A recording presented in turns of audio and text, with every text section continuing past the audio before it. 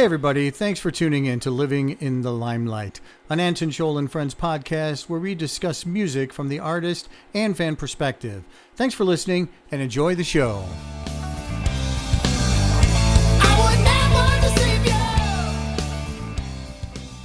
All right, welcome to another edition of Living in the Limelight. I would normally say I am your host, Anton Scholl, and I have a special guest today, but we're going to flip things around. This is actually a brand new thing that we're doing today. So this is the first episode of this type. But today, we do not have a guest. We have a co-host. So joining me today, kind of uber music fan, I would have to say, the one and only Stephy Walker. So she's our co-host for today. So thank you for joining me. Thank you for inviting me to join with you. Yeah, I think this will be fun. I think this is something, I've been wanting to do this for a while, ever since you were on the first one of the first podcasts that I had done. You were on here with Rex Van Dyne from Stereo Rex, and you came out here when the kind of the podcast was certainly in its infancy. And, I thought, if anybody is going to be a co-host, it's got to be you because of your, the things that you do as a fan. You're not a musician, but you're a fan. And that's what all of us musicians need, are certainly the fans out there. So we want to get into a whole bunch of stuff about, what we've been through as a musician versus a group itself, a band, what we look for when we go to see a band, and now I think we certainly have both perspectives covered. So are you ready to rock this podcast? Okay. All right. So I want to talk about a couple of different things that bands do. When a lot of bands out there, and I being one of them, I'm certainly probably guilty of a lot of the things that bands do out there because I've been a musician for, so many years, and certainly out in Arizona in the 14 years or so that I've been out here. And, there's so much about a group, about a band that the fans themselves don't realize.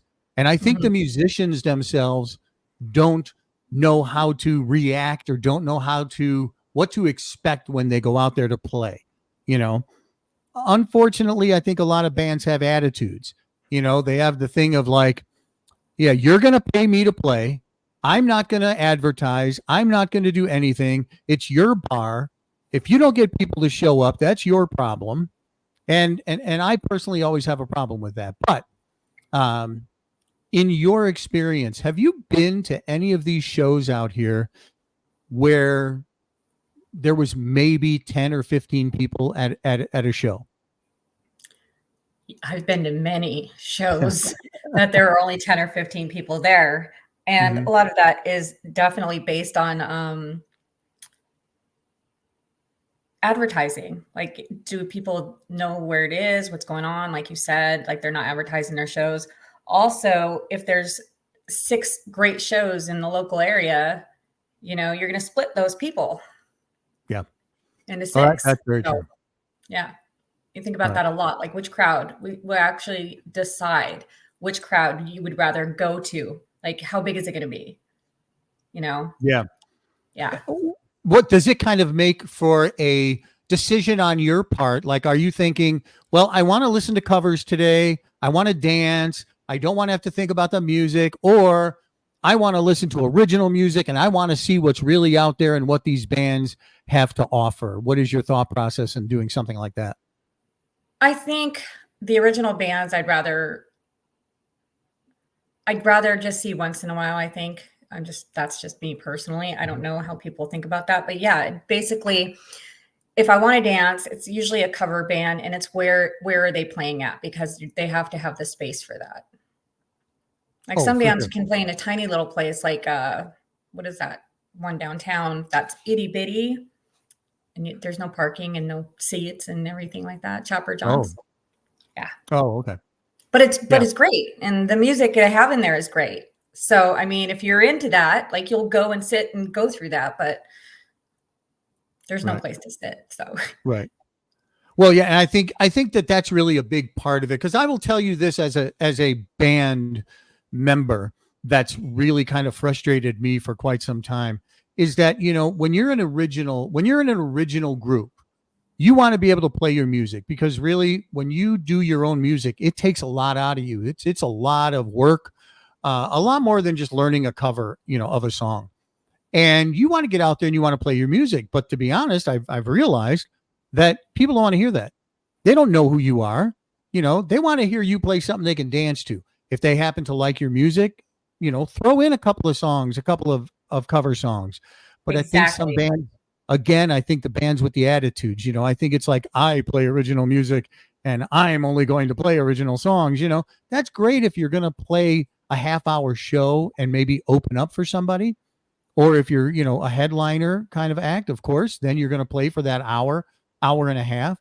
But to be quite honest, most of these shows are what, 3.5, 4 hour shows that are playing at the bars for the most part all night. Well, You now got to they're having, play. I believe the hard rock shows now are having like 4 bands come in, like the Mm, real metal are coming in and yeah. doing it that way. And then you're actually getting more of a crowd that way too. And they're not playing as long. But Well, the Whiskey I think, Dogs are yeah, my personal, like they're my friends. sure. And I hang out with them a lot and I go to California with them. And their music is all original and they spend a lot of time on it. And I hear a lot about that. They're writing songs, they're doing this, they're Right. doing that. And yeah, it takes a lot of work. So I get how you want it played as somebody to hear it. But Right. And those are the kind of bands, those are the kind of shows that you want to do when you're an opening act or when you're playing with 4 or 5 different bands, things like that. The problem is, and again, understand that bands don't make any money that way. no. You're not getting paid for that. It's all about exposure. And that's, again, what bands need to understand. It's all about exposure, and it's all about getting your name out there, and it's all about getting your music out there. And a lot of people just feel that, unfortunately, they give up playing music because they don't want to sit there and play, a bunch of covers to get people in, and it's a Yeah. very, very selective audience. I've actually liked it within the last year because they are charging covers, which they didn't used to charge covers at all. And it doesn't bother me to pay a cover if I'm going to be entertained.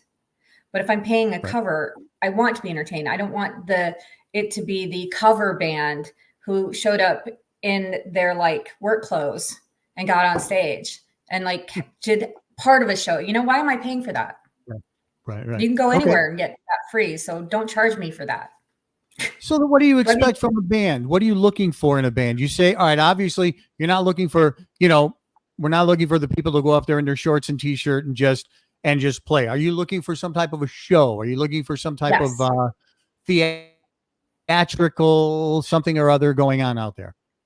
Not so much theatrical as just entertainment. Like you have to have a good front man if somebody that's up there engaging the audience. Some people just go up there and they play and it's nothing. It's definitely better when people talk to the audience a little bit, not too much. And obviously moving. Jamming on stage, getting along with the audience, coming out. What about, guitar players walking out into the audience while they're playing or something like that? Things like that you're looking for? Yeah, that's nice. That's fun. Something that just keeps it alive. Yeah. Like an attraction. It's got to be an attraction, like the energy. It's all about the energy. Didn't I tell you that? If the I think you're right. Good. Yeah. I think it definitely is. And I got to tell you, I know that there's been a couple of times that I have seen with these bands who go out and play certain shows where there's 4 or 5 bands playing at the same time. And, and a lot of people don't show up because they either gave away the tickets that they were supposed to sell, or people don't want to pay a cover, or whatever the case may be. And they rely on the other bands to bring people in. And I think that's a definite mistake. All bands, when they do a show, they need to focus on either selling tickets for the show, pushing tickets for the show, because you are getting paid. And even though you may not be getting paid a lot, you're getting paid to entertain people. And unfortunately, I think a lot of musicians are like, no, they need to come to see me play. They're my songs. Yeah. We're going to, but then again, now you have bands out there that are very popular that are doing tribute acts. A lot of bands right I now are personally playing. love the tribute acts, but I Yeah. know that that's goes both ways. There's a lot of people that don't like them. Yeah. So which ones have you seen out here? What kind of stands out? Whenever I say a tribute act or some kind of band playing somebody's music, what stands out to you? Well, definitely Deja Crew, Motley Crue Mhm. tribute. Okay. They're awesome. They also do the Smoking Crows. Yes. And my favorite tribute band that was ever here was Pyromania. Did you ever see them? They're No. not here anymore. No. It was a Def Def Leppard Leppard tribute. band? They Wow. were the best. The best. And Yeah. what's the name of the Rush tribute that's here? They're really, really, really Yeah. That's good. Free Will. Yeah. Huh? Free Will is out We here. will. Um, yeah. So the story Yes. with Free Will, and if you didn't know this or not, the story with Free Will is there were two bands in Arizona that were Rush tribute bands. One was Free Will, and one was Anthem. And Free Will was a band that goes way back. Got to be, I think they're celebrating their 20th or 30th year, whatever, out there right now. But anyway, Anthem was a group that was kind of like, maybe the rival, the same act kind of a thing. Mm-hmm. Well, I was in Anthem for a period of time. I So didn't know that. I was the singer for Anthem for a period of time. We did a Rush tribute, played at, the Blues a lot, places like that. And it was a great band. The musicians in there, just phenomenal. The problem I think with it was that we looked nothing like Rush. I mean, we were not even a 3-piece band. We were a 4-piece band. Even though the music was great, everything was great. I do think that people kind of had that thing of like, I don't know, there's a stand-up singer. So I don't know. But the interesting part is that when the bass player and keyboard player from Free Will decided he was done, he didn't want to play anymore. So we disbanded. The guitar player and the drummer from Anthem is now the guitar player and the drummer for Free Will. So the That's interesting. bands kind of merged together, and now they are a phenomenal. I mean, They are they are top. yeah, I can't think of more. I don't know why I can't think of more because I've seen so many. yeah. Van Halen's there's a ton of Van Halen tributes going on. Mhm. They're all good. AC/DC, the Jack, Yeah. AZDZ, Oh, and right. the Jackson Tucson. Yeah. They are my friends. AZDC, of course, they're great. They actually have the bagpipe player. That's always like so Oh, much fun. See what I mean? It's like the show. right. Yeah. But that's what stands Also, out. who? That's What? what stands out. The part of Yeah. that, That's because what I said. if Yeah, the you're keyboard player. remembering it, if you're remembering it, then it obviously stood out.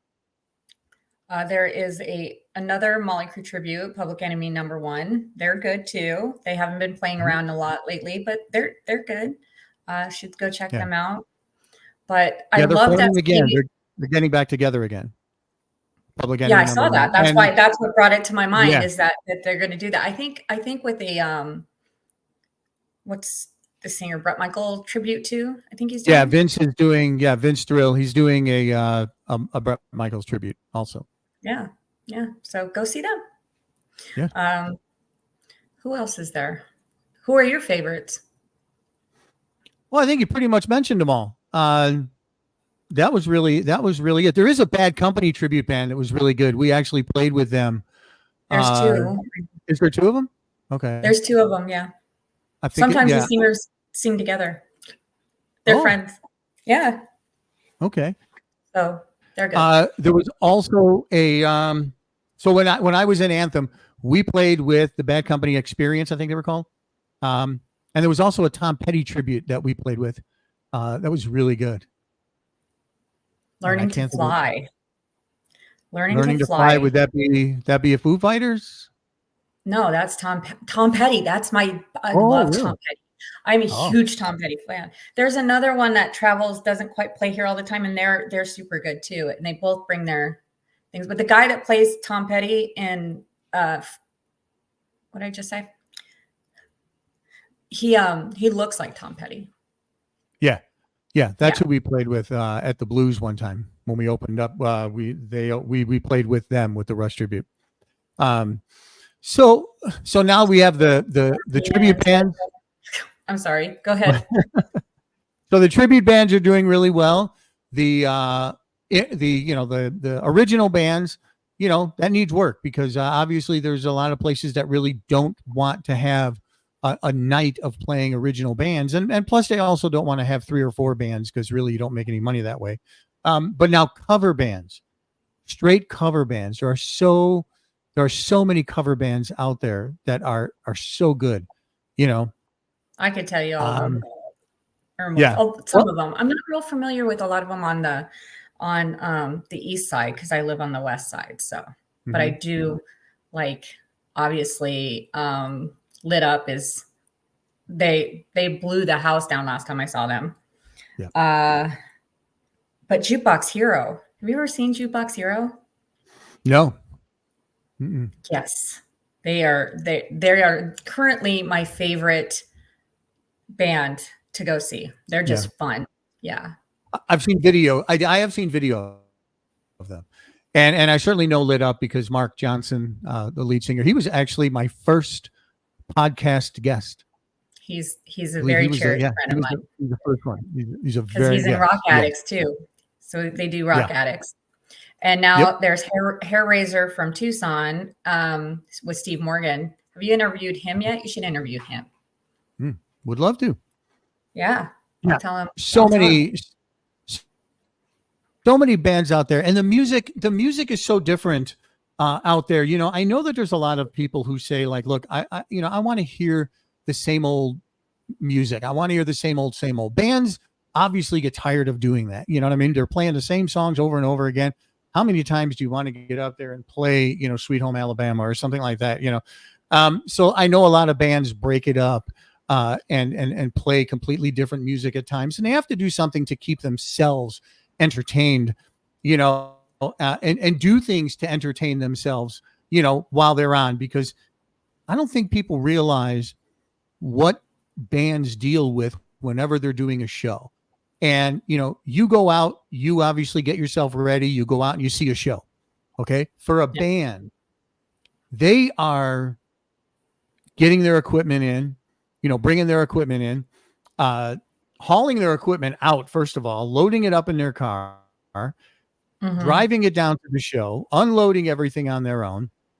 They also, some of these places don't have PA systems either. And the group has to bring their own PA system, Yes. I'm aware of that. I did. Yeah. I was dating a musician and I would see all of that happen. I know what they go through with setting up, especially with the PA. Like I know some of the bands just won't even go near those places that they have to go through all that. Oh yeah. No, I know. Yeah. But once they get all of that set up, then they're waiting, because you got to be up and ready. You got to be there well before the show starts, of course, and then you're ready to go. And then of course the breakdown at the end of the night. I mean, you're looking at, playing an entire show, and then you got to break down at the end of the night, and then you get paid your $50 and you move on. You pay your $75 bar tab, and you're out $25 for the night. You're not negotiating the right way. You need to negotiate better. Well, I'm talking about bands. Let me work for you. I can get it done. And I'm talking about the average. Truth is that the average it depends on the bands and the shows, but the average that people are going to make is going to be somewhere between 100 per person. Is about the average that you're making. Yeah. So these bars are paying anywhere between $300 to $500 on an average a night. Some are paying more. But when you look at that and you have 6 people who are, who you're paying, one could be the sound person. Even if you're doing 4, you're going to make $100 for the night or whatever. That's a long day, That's a long day for a band. That's not a lot per hour. But my question would be right now is that now that they are charging the cover charge, are the musicians getting paid more? Because pre-COVID, we didn't pay to get in hardly anywhere. Right. So what the bars will do is one of 2 things. Most of the bars are just going to say, you can have the cover. You bring in as many people as you can have the cover. Okay. Here is where the issues fall with the groups and bands. You can certainly chime in and comment on this because I know this to be true, but you can certainly comment on it. Most bars do not like to charge their people who normally come in there. Okay, they're normals. These people are always there, and they don't want to pay a cover charge to see a band. They're going to be there anyway, so they let those people in. So unfortunately, at the end of the night, if you have, let's say, 50 people that showed up, the band is on stage going, man, there's 50 people out here. They paid $10 to get in. We're making $500. And then at the end of the night, they give them 200 or 250 and say, hey, that was the door. The rest were our usuals, or, they had brought people in. So, yeah, so that always causes some kind of controversy because not everybody pays at the door. Some bars will give you the cover plus a percentage of the bar tab at the end of the night, which is usually around 10 or 15% or so. So some could do pretty well. But yeah, so it does, at least it doesn't come out of their pocket anymore. That's why they're trying to start the cover, because a lot of groups, a lot of bands, unfortunately, weren't bringing in a ton of people. The bar would tell them, I'll pay you $500 to do this night, bring in some people, let's make some sales. And then the band doesn't draw. And the bar's actually out money that night. So, so they started doing the door. But the truth of the matter is, look, would you, if you're going to see a group, and I think normal cover now is what, $10 or so? 15, 10. Is it? Okay. Sometimes 10. Sometimes 10 is pretty low right now. So I've if you were 20, going, 25. Okay, well, that's a good point then. Would you pay 20, 25 to see a band that you've never seen, that you never heard of? No. You would make the choice to go and see a different band who's, a mile down the road, where there's either no cover or a less cover, but you knew who they are, so you know what to expect. Right. Yeah. And I think that is, I think that's a big thing. They have to keep that into consideration. But it would also be the crowd. Do you normally love this place? Because if you normally love this place, you might just go do it anyway and try this, the way this club feels. Like, oh, I like being there. So you know what? Yeah, I'll pay for it. So it just depends. It's all about the energy. So, but you would pay for it. You wouldn't say, hey, look, I come in here all the time. I don't need to pay a cover. I'll take my business elsewhere if you're not going to let me in. I've seen that a lot. I can tell you that I have been mad about that exact thing in the past. But usually the bands were pretty good and you end up going, oh, okay, I get it. Yeah. So, and that's good because you are a good supporter of, of music and of the people out there. So, and I think that's important that they do hear from you on that because, you're the one that, we have to listen to you when it comes to what is it we need to do as a band to get people in, and to entertain. Just playing our music isn't enough. And I think you brought a lot of that to light in regards to, the musical, the fan is looking for entertainment. Entertain me. Don't just play your songs, entertain me. Are two types of people that are out at night. When it comes to music, there's the people that are at the bar on the weekends and the music is an added bonus. And then there are people like me who I just go for the music somewhere. I'm for the music. I'm not just going to go to this place and, oh yeah, music, so there are two types of people too that you have to take into consideration. I just think your venue is your biggest thing that you need to think about. Yeah. And how about promotion? Where would you promote? Where do you see that these bands are playing mostly? Well, obviously Facebook, Instagram, events, creating the events, but I don't see enough people really posting them. Like some of the bands, they don't post anything. You don't even know they're playing. or one thing, and you'll have to go back and try to find it. And you're like, I think I saw that they were playing over here, and you're searching everybody's names and things to try and find that event. Oh yeah. Yeah. I mean, I would definitely stress to all the bands out there that even if you don't like social media, because I have spoken to a couple of musicians and they're like, I don't get on social media. It's too political or it's this and that. I don't want to sit there and deal with all of the BS that's out there. I get that. But you know what? Nobody's going to hear about you otherwise. If you don't get out there and you don't promote, you don't get on Facebook or you don't get on Instagram and put your name out there and put yourself out there, you're not going anywhere. And share. you know what? The truth. Go ahead. Yeah, go ahead. No, go ahead. And share. You lost my train of thought. Oh, sorry.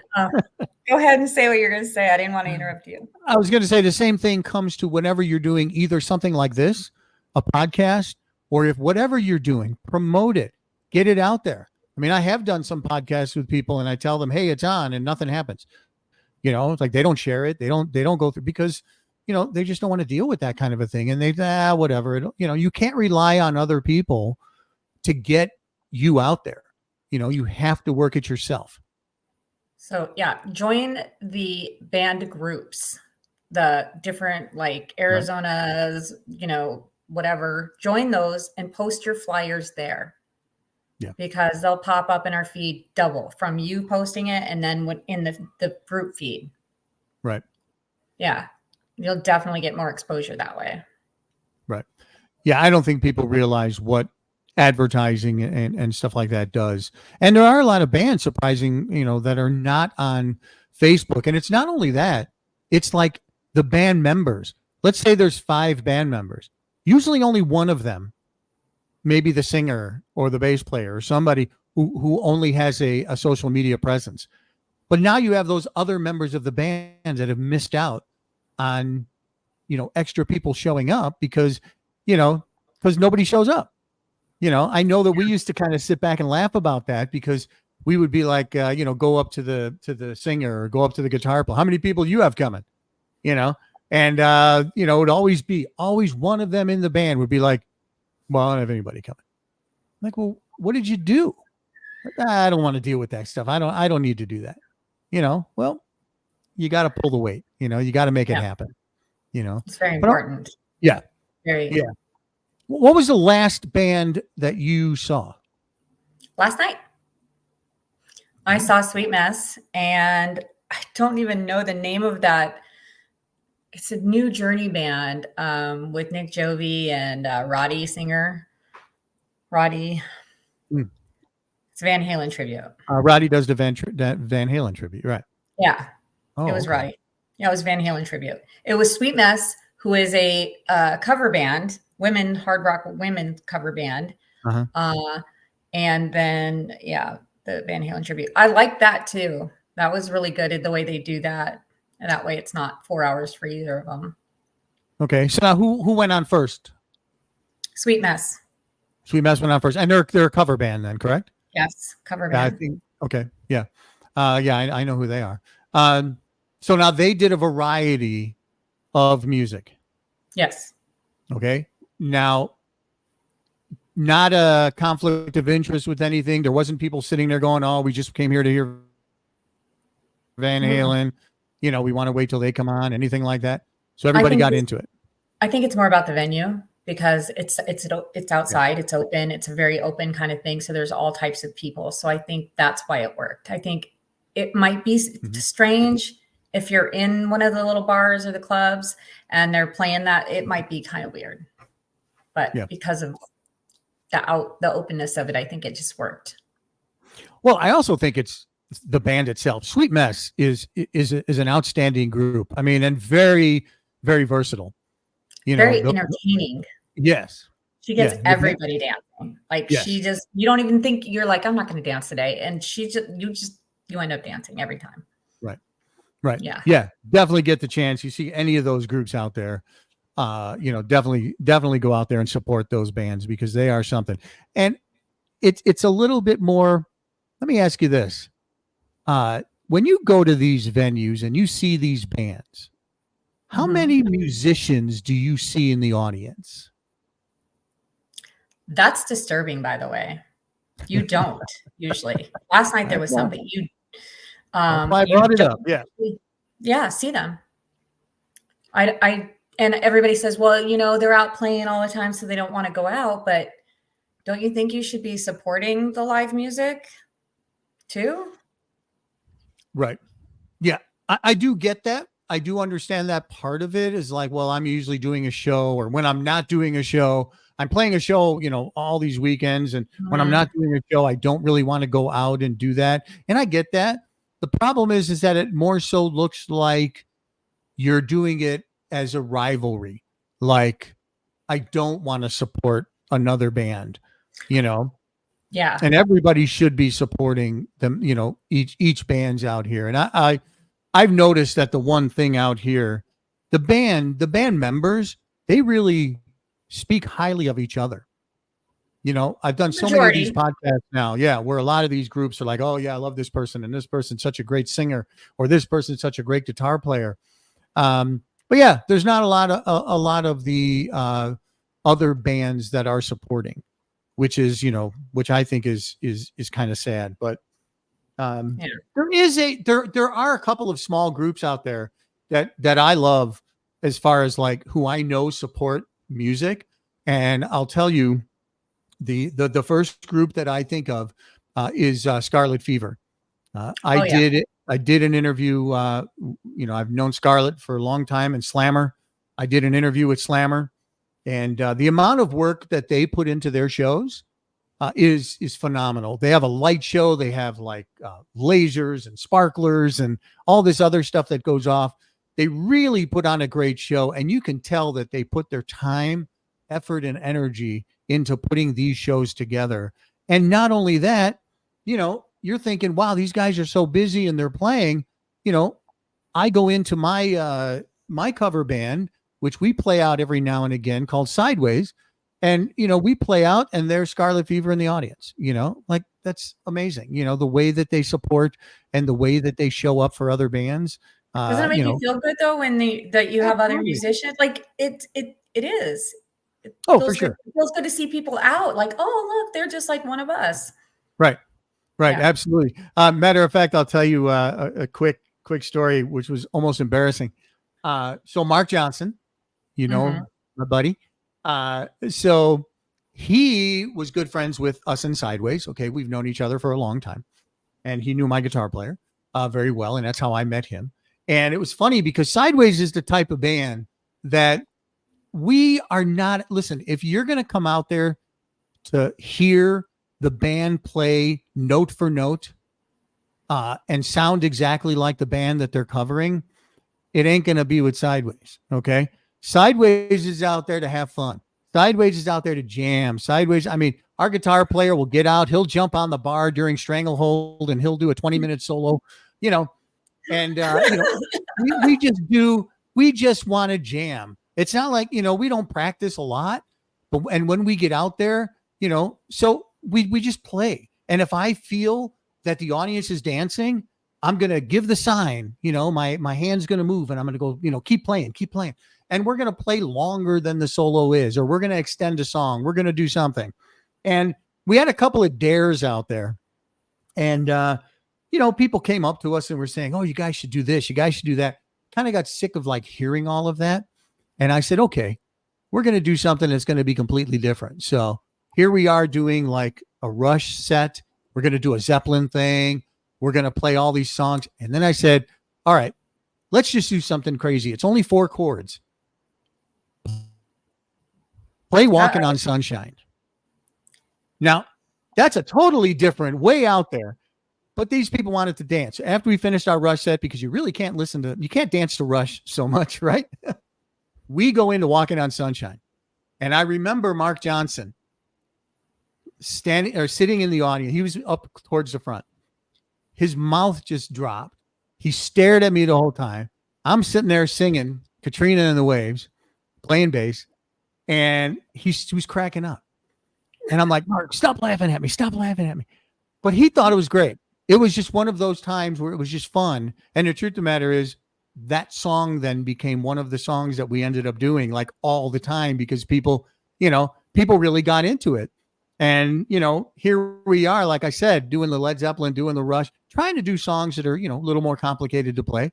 But then we jump into Walking on Sunshine, Love Shack, songs like that where people really kind of get into it, and it was a lot of fun. So yeah, you got to break it up, That's and you got to do stuff That's for the awesome. audience. Yeah, you broke up just a little bit, but we forgot a cover or a tribute band. Voyager. Oh yes, Journey. How did we forget that? Yeah.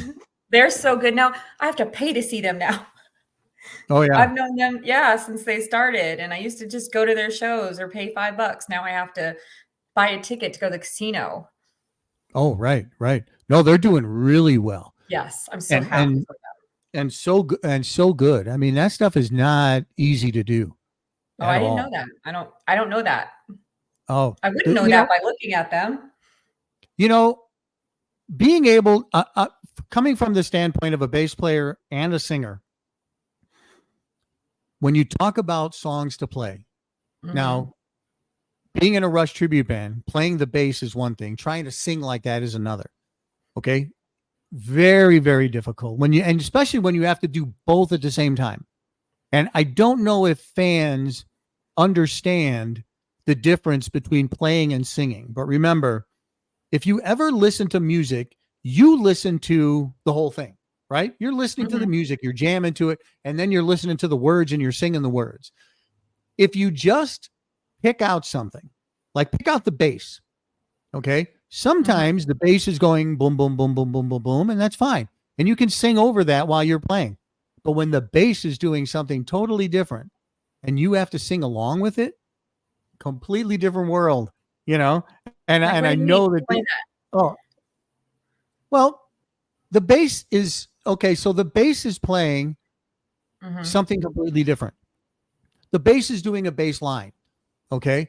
Now, are you a Rush fan in any way? Yes. Okay. I love Rush. So if you hear a Rush song like Limelight or 2112 or something like that, the bass is doing something completely different than what the vocal is doing. Okay. So if you start listening to that, then you start realizing, and even try it, pick up a guitar. Even if you don't play, you pick up a guitar. Okay. See, you pick up a guitar and you start playing and try singing along with it and then changing chords in the middle of it. It's very difficult. It's not an easy task to do. And I think that people don't realize that. But I have seen so many musicians that are just phenomenal and playing and singing at the same time, especially with these Rush tribute bands. But Journey, now you're just singing. And to sing in that high of a register, to do an entire show, is difficult. Steve Perry, that's why they call him the voice. I mean, Steve Perry had a phenomenal voice. He doesn't sing like that anymore. I know, because of everything that he's been through, but his register is lower. But to do an entire show with that is very difficult to do, So now, have you thought about that? Like how difficult things are? Or do you just not even, it doesn't even think, you don't even kind of are fazed by that? I learned a lot, dating a musician. I did. That was the only musician I've ever dated. And I learned a lot about how things work, and he would explain things to me so I understood. Like when we're at a show, though, we don't, if they mess up, I can kind of hear them now, that because I've been around people who are like, oh, they just messed up. Yeah. But most times we don't know. So, and we don't know what goes into it. We don't know all that. Did you watch that Bon Jovi thing on Hulu yet? Oh, when they were talking about Richie Sambora? I saw snippets of it. I don't have Hulu, but didn't see the whole thing. Most of it, the whole thing is basically about how he lost his voice. He can't sing. Oh, right. Yeah. I saw snippets of that part. Yeah. The doctors, it's all of the surgery. It's all the stuff that he's going through, or he went through to try to keep singing. Yeah. Yeah. Well, think about doing that every day. Doing that every single day. That's a strain on you, Now, when Yeah. you say you dated a musician, this is funny because when you say musician, musicians Mhm. may not think that. So what did this person play? Yeah, that's a thing. He kind of plays a bunch of instruments though, but predominantly he's a bass player. Okay, bass players, and believe me, I'm a bass player. I know, I know. we get the words, we get, I but know. we always joke about a lot of other people in the band. Like we say the musicians and then the singer, you know. So we always do that. Bass players are always like the last person to even be talked about, like when you talk about a bass player, people are like, oh, okay, well, whatever. You're not like the musicians of the band, but they are. I People don't know. realize that, you know. It's kind of funny. Yeah, It's kind of funny to yeah, me. right. But Because no, everybody, of course, wants to be a guitar player. yeah, he plays like a little classical guitar and some other stuff, Mhm. but so he Yeah, he was multi-talented that way. But I yeah. just learned a lot about music and how things work. And I learn a lot with hanging out with Dane. Dane and I are like best friends, and he has a guitar store, but they're making an album right now. So I'm Mhm. learning a lot about how that's done and what they have to do and their parts. And it's fascinating actually, because Yeah. a regular person doesn't know these things. Right. Now, does that surprise you now have you gone into the studio? Is that what you're doing? No, he's wanted to get me in there. I haven't been in there yet. But I think I could have swore I've been in a studio, but I'm drawing a blank right now. My brother's a musician, so Okay. I kind of grew up around that. He's a lead guitar player. Oh, okay. Well, I think people don't Yes. realize that when you go into a studio, the band is essentially playing live, but not really recording anything. The drummer is doing the recording. Okay. So, and Mhm. then all you have is the drum track. Usually, actually, what they do is they'll record the drums and the bass at the same time because they're the rhythm section of the group. So the whole band will play and they're using scratch tracks, but the only band members who physically get recorded may be the drummer and the bass player. And then they come back and then just the guitar player will listen in headphones to the drums and the bass with a vocal track in the back, and he'll play along with it. And then the singer will come in afterwards and just stand there with headphones on, and he'll hear the music in the background, and then he'll sing, to the music. And it's very confusing. It's very difficult. I was And gonna say that sounds so hard. yeah, it, Like, it it is. yeah, Yeah, when, that when sounds I hard. first did it, I was confused. But yeah, but that's what happens when they go through the process. And in a lot of songs, a lot of albums that you'll hear, you can hear where sometimes the vocals, especially, will cut because they're not singing the whole song. Skid Row was known for that a lot too. Um, Sebastian Bach, one of the greatest singers out there, if you hear in a lot of songs, he would sing a line at a time sometimes, and they would just kind of put it all together, to get Mhm. that sound. So yeah, there's a lot that goes into the recording of it, and a lot that goes into the playing. I think you can record the album in no time, but it's the mixing and the mastering and all the stuff that goes into try to making it sound good, and the vocals over and over and over again to try to get the right take. So much that goes into it. So when like local musicians and things are making like records right now, like what happens to them? Do they give them out? Do they sell? Like what happens? Like, because I don't see anybody selling this stuff. Like where does it go? Yeah. Yeah. So what happens is a lot of groups right now, everybody has their own home recording studio, in a sense, but there's a lot of recording studios out there right now that are helping these bands out, and they'll charge a couple $100 a song or whatever it is to do. But what they'll do is they'll just put it up on Spotify. So they'll go through a process of, going through like TuneCore or CD Baby, stuff like that, where they're going to put their music out on Spotify. The problem with that is you don't make any money. All right. You need, I think 1,000 streams may get you a penny. Now, but the music sites are making a fortune. So it's really bad on bands. And that's why, people again really need to support that. If you have Spotify, if you have Pandora, if you have Apple Music, look at these bands up and play them. Just put them on your playlist.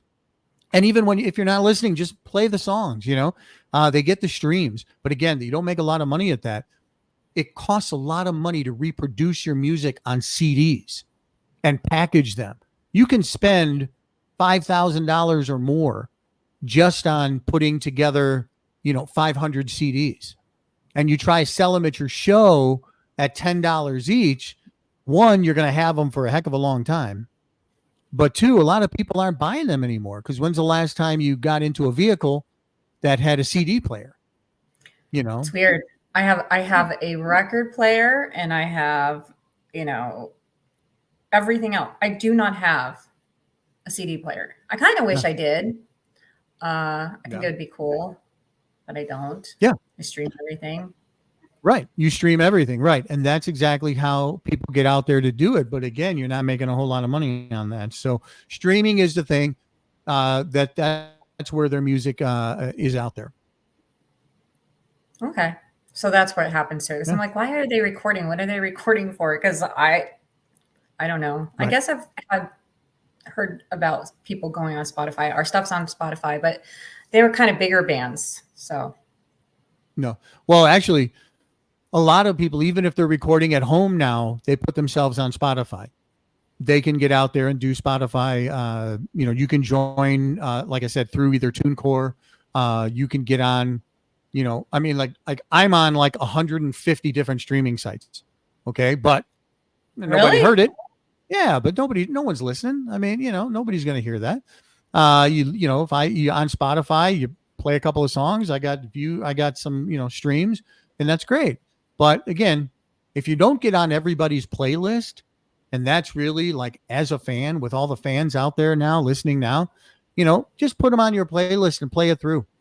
It really helps out the bands. It really helps out the musicians. And again, for 1,000 views, you get a penny or something. It's pretty crazy. So I've been obsessed with 70s love songs for a couple of years. So these old like 70s guys, like I'm playing their music nonstop. Yeah.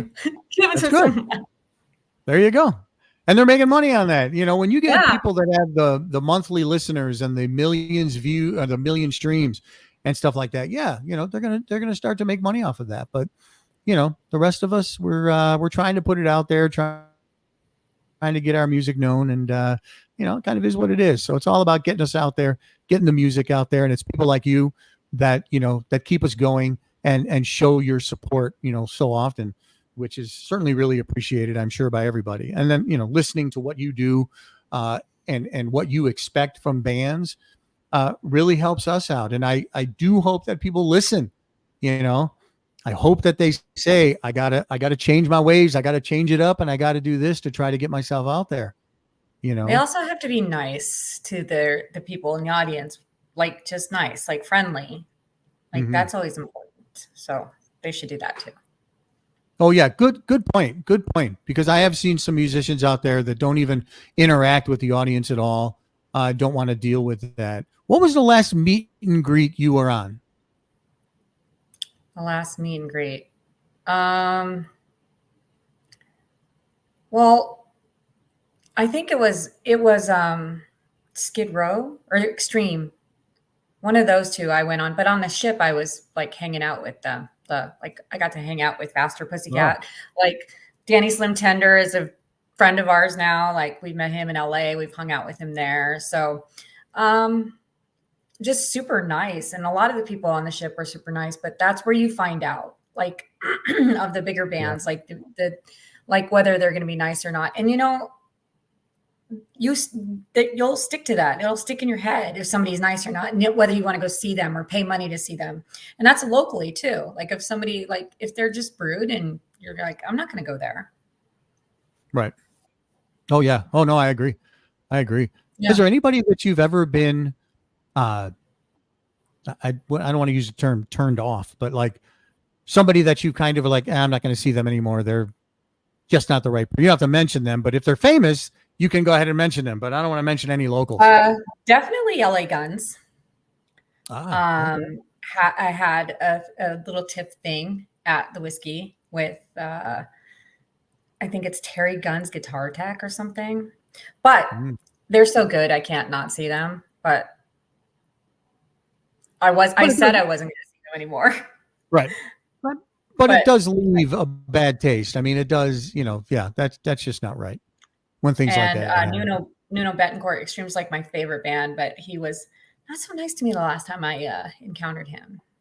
Really? But Gary Sharon was oh my gosh, Gary Sharon and Pat Badger from Extreme. Oh, and Kevin, because he's a friend of mine now too. So nice. So nice. So, but And, you and look, remember. if these people can be nice, so can our local groups, right? I mean, you need to get out there. You need to socialize. You need to get on social media. You need to talk with your fans and you need to interact with your fans. If you're up in this thing of like, I don't have time to deal with that, then maybe you don't have time to be in a band. You really need to look at what is going to get you somewhere and what's going to get you out there. And obviously, you have an Uber fan here telling you, get out there, talk with your fans, interact with them, get on social media and do your thing, because we want to hear you, but we don't need the attitude, Another thing with the bands is like, there's bands out there that promote and put pictures of themselves and things, but you never see a video of the band. Like, why aren't you showing videos? You're talking about how great you are. Like, throw up a video. Quit doing I'll tell you why. and throw up a video. Yeah. I'll tell you why. Here's a big reason. When you hear bands out there playing, one, a video costs a lot of money to do if you want to do it right. Okay. And the reason is because a video has to be done correctly. You have to have a few cameras set up in order to get different side shots, and you can switch, people, and you have to sync the music to the video, because mostly the live music, when you hear it live, when you're hearing it, you hear it and it sounds fine.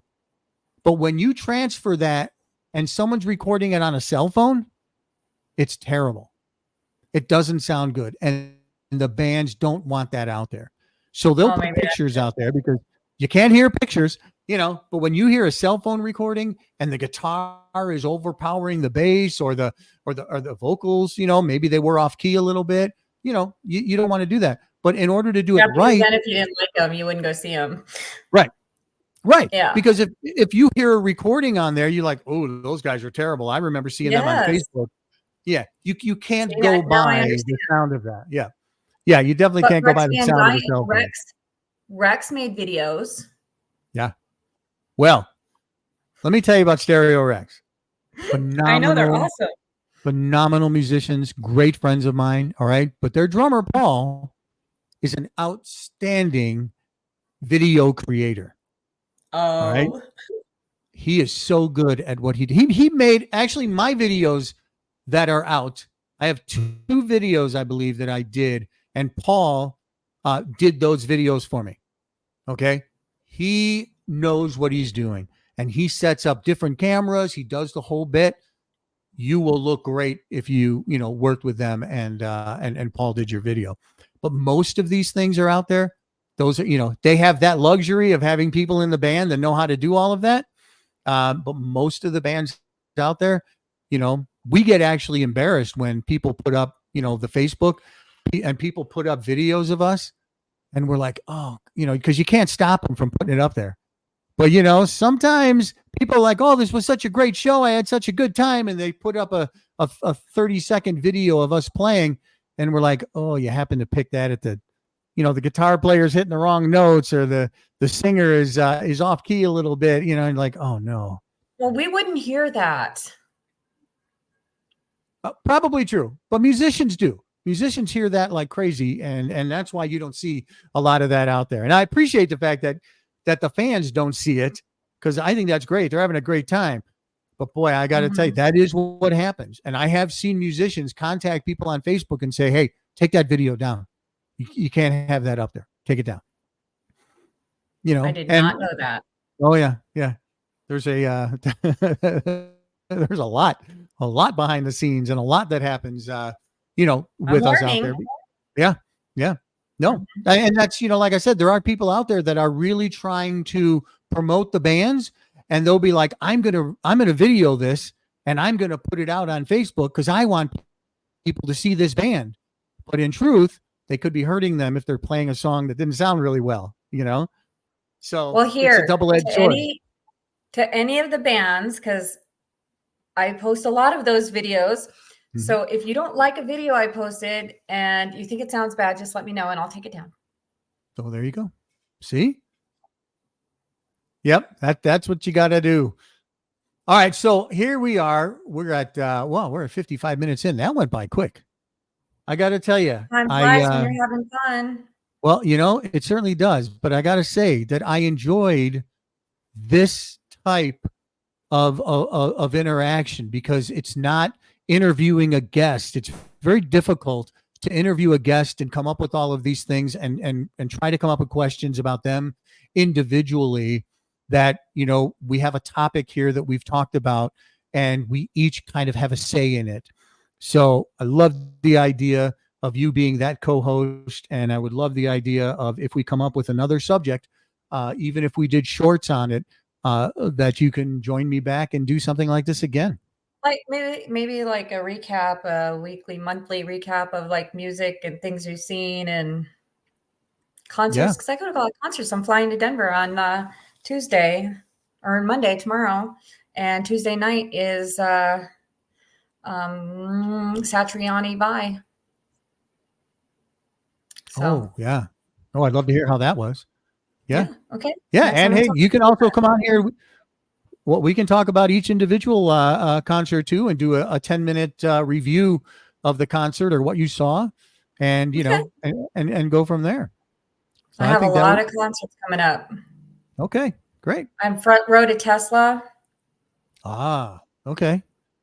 Yeah, and Tesla's cool because they have a majority of their original members. So I know, it's so cool. Yeah, I've been listening for a long time. So yeah.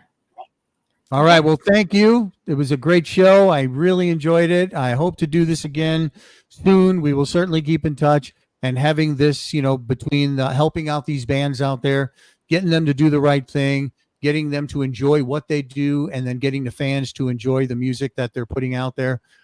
Anything we can do to help the bands is certainly something that, that's what we're looking to do. So yeah, because they work really hard. Your help. Yeah, that they do.